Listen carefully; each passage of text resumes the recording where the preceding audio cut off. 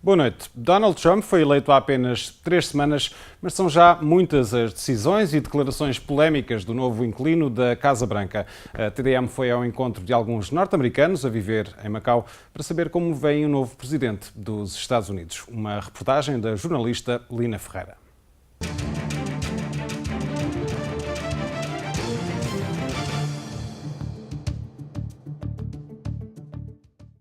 I, Donald John Trump, do solemnly swear that I will faithfully execute that I will faithfully execute the office of President of the United States. the office of President of the United States. So help me God. So help me God. Congratulations, Mr. President.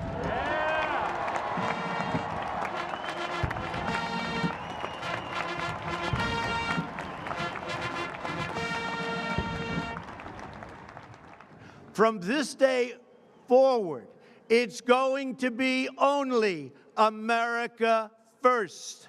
America first. With not even a thought about the millions and millions of American workers. Together we will determine the... É dia de Super Bowl, a grande final do futebol americano. Os Patriots de Nova Inglaterra contra os Falcons de Atlanta. A oportunidade da comunidade norte-americana se juntar, ver o jogo ao vivo e esquecer a política.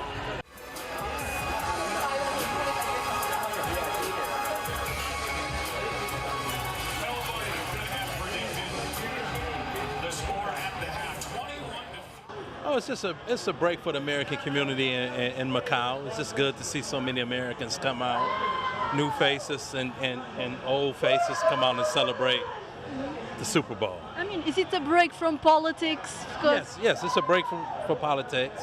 This is sports.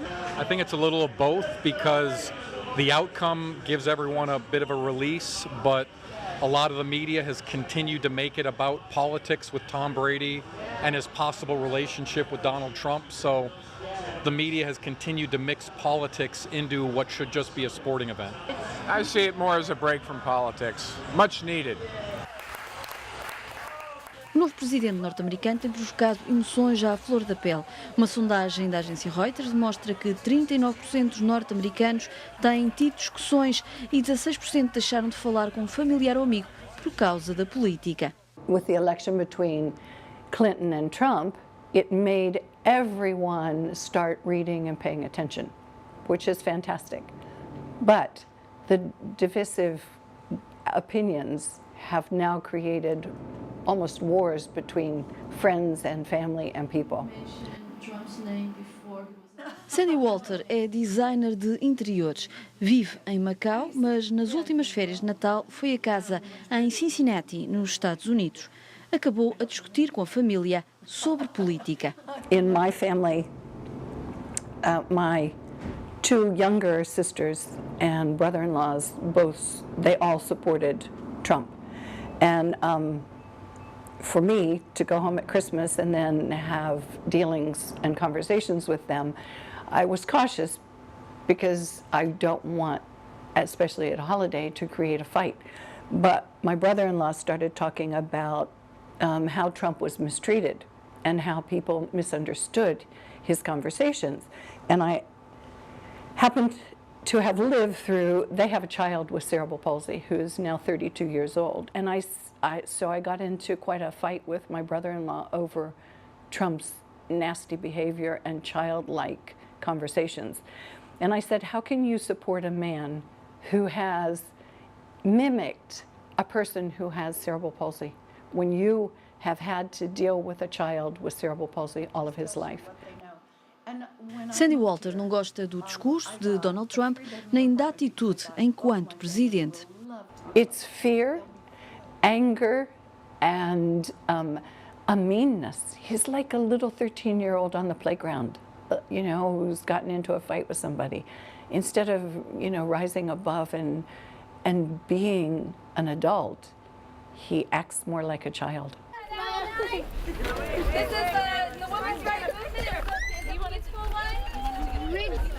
O discurso de Donald Trump provocou o alarme e protestos no dia a seguir à tomada de posse. Protestos também em Macau. Algumas dezenas de pessoas saíram à rua. Juntaram-se à Marcha das Mulheres que se realizou em Washington e em 700 cidades do mundo. I think for people that sort of are following the election are concerned and feel maybe a little bit hopeless because being so far away. I guess I think we hope to send a message to the rest of the world that nobody's on board with what's happened yesterday in the United States. It seems like a lot of different cultures are here backing the American people, which just feels wonderful as an expat from America. This is great to see. Alguns participantes vieram de Hong Kong e até havia voluntários das campanhas do antigo presidente norte-americano Barack Obama. We're dedicated campaign volunteers for both of his elections. We got on the phones, we knocked on doors, we went to rallies. We didn't agree with every policy choice and everything that he did, but we certainly stood by absolutely the spirit of what he brought and still do. By no means do we think the mission that he started 10 years ago is over. And I think we're here to show that we're not just going to sit down and take it. We're going to keep fighting. Em Macau também há norte-americanos que apoiam o novo presidente. É o caso de Dennis McHugh. É originalmente de Boston e trabalha na área da construção. Trump is totally different. He's not a politician. He's actually a businessman. And I like how he came across, especially in his travels around the United States. He said things that were probably inappropriate, but it's what people were thinking and that would never say. But Trump he had nothing to lose. I mean, he's a billionaire and he just wants to make America great again. My eldest girl, McHugh dá várias razões para apoiar Donald Trump, mas a principal é o plano de seguros de saúde Obamacare. In the beginning, it all sounded really good, and everyone's going to get coverage and everything that. But as soon as Obama kicked off and started, my insurance went up like 45%. The first go around. Then within not even a year later, it went up again, and then within another year, it like tripled. So like my insurance, they wanted $2,700 a month for a working class person. That is just unheard of. Tom Wilhelm é professor em Macau, não votou em Donald Trump. I should preface that by saying that I wanted Bernie Sanders to be our next president. So in the primaries, that's who I voted for. When that option wasn't available, I looked at the next two. Many people were claiming criminal actions on our former Secretary of State. And then there's this businessman, quote unquote, who's lost so many millions of dollars and yet is considered to be a good businessman. I did not want him in as president. Tom Wilhelm explica porque não apoiou o novo presidente. I don't trust the man. I've heard him say many things that are opposite to his own words several times. I've heard him express that he didn't say something, and then you see a soundbite that he said it.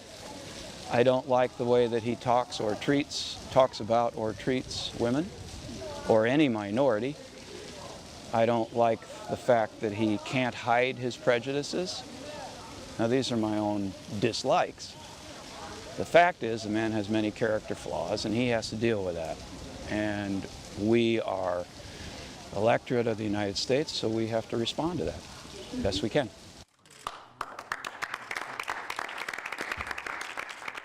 São diferentes opiniões em relação a Donald Trump e também em relação às medidas mais polémicas, a começar pela construção de um muro entre os Estados Unidos e o México.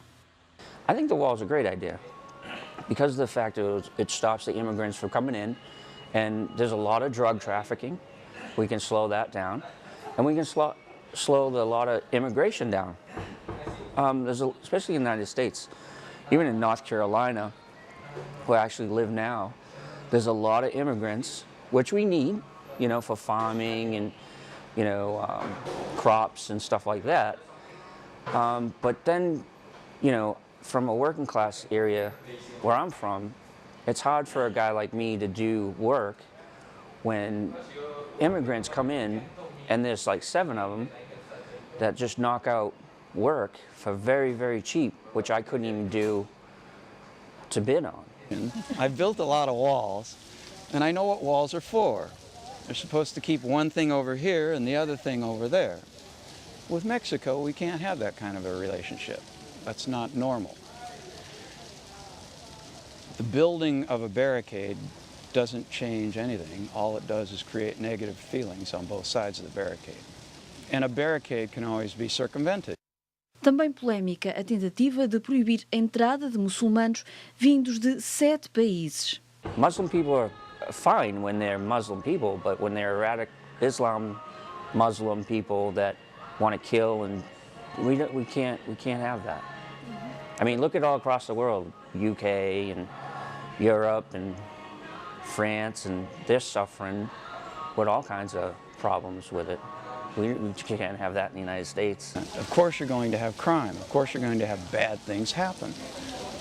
But you can't blame one specific group and chastise them as a result of that.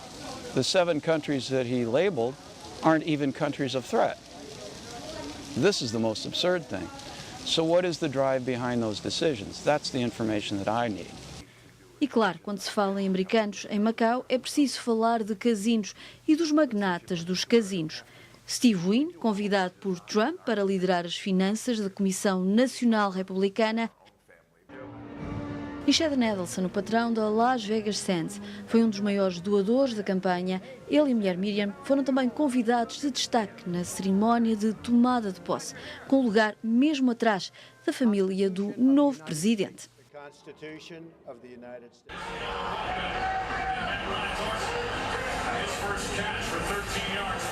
Regresso ao Super Bowl, os Patriots de Nova Inglaterra acabaram por ganhar o jogo.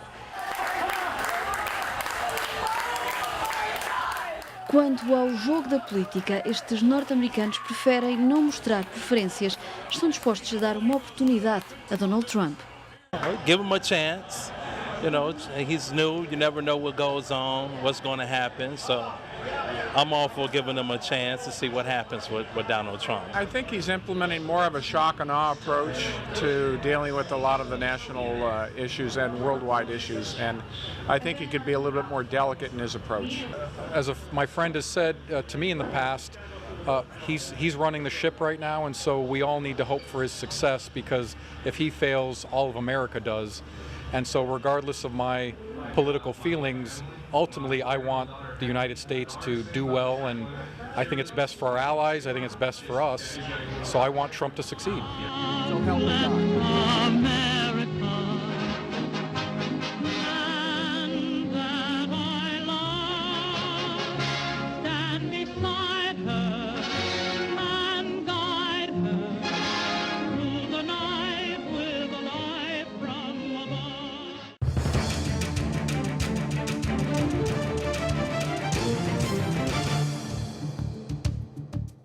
A visão de alguns norte-americanos a viver em Macau sobre a presidência de Donald Trump.